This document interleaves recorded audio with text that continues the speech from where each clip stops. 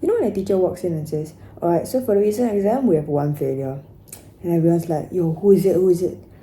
And the failure is probably at the back of the class, like, yeah, I wonder who it is, huh? He's not gonna stand up and say, me, I'm a failure. Guys, stop looking, it's me.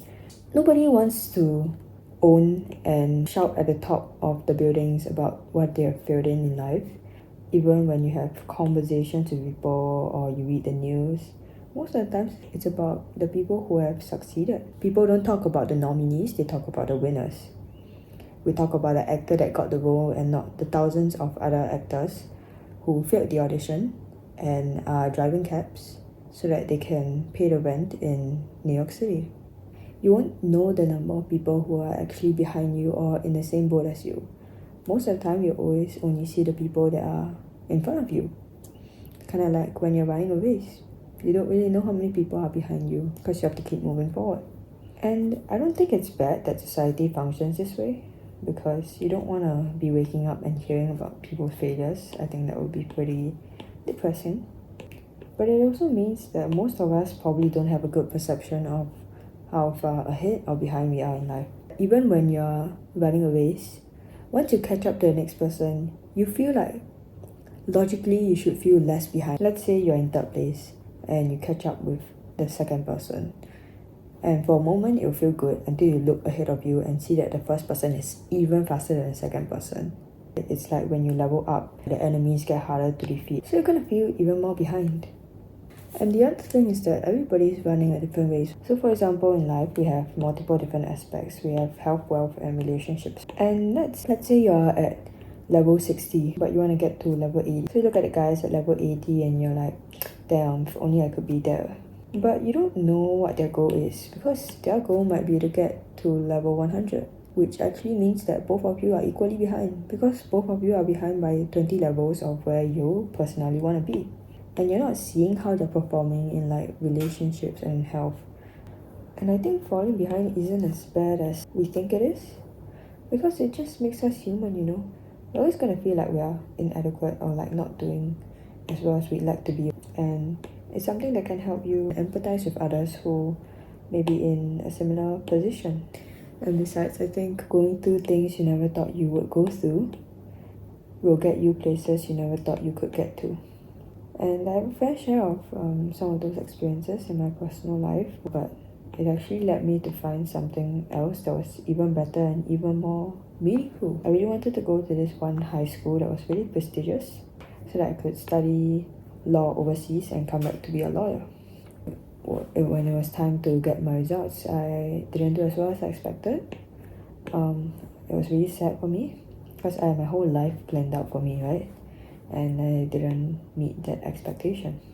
But when I went to high school, which was not the high school that I wanted, it was the high school that I never even considered, really unexpectedly I met amazing friends who actually helped me to understand like the meaning of friendship. They're really helpful people and they're really inspirational in some way. At the time I was actually facing some of my own issues and therefore I didn't really actively think about how I was treating other people, and that's why I didn't treat them very well as a friend, and eventually they didn't want to be friends with me. I was really sad for a long period of time. I didn't find meaning in a lot of things in life, but I made it my purpose to get through this tough period of time so that I could help others who are in a similar situation. I wanted to prove that I could be a better person. Then I had even more problems when I stepped up in a student leadership role. I set expectations upon myself and I never felt like I was good enough. And you know, the list goes on. You know, I could tell you my whole life story right here, but all I can say is that everybody's gonna face challenges. I think the problem that some of us have is that we mix up our goals with our expectations. Because for me, my goal was to upload every single day for 25 days. And today is day 4.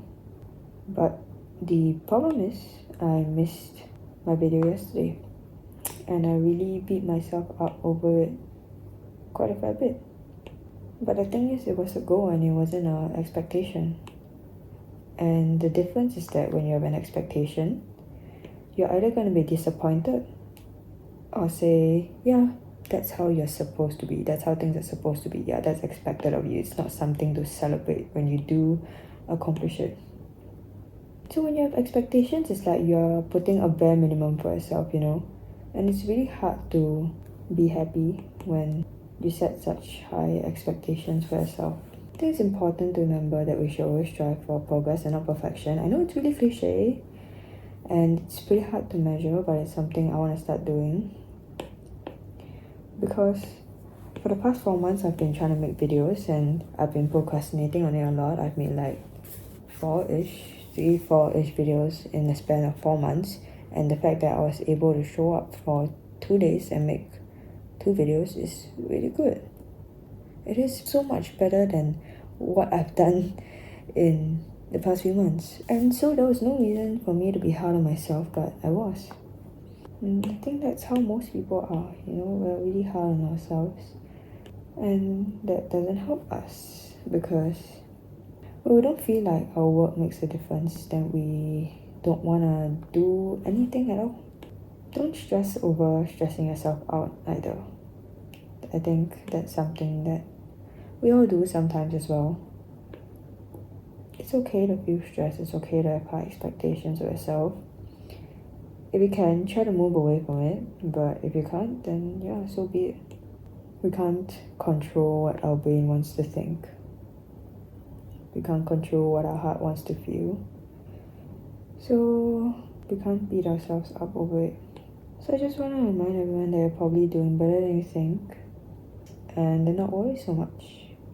Take a break if you need to. Just take slow steps every single day and know that each step matters and it makes a difference.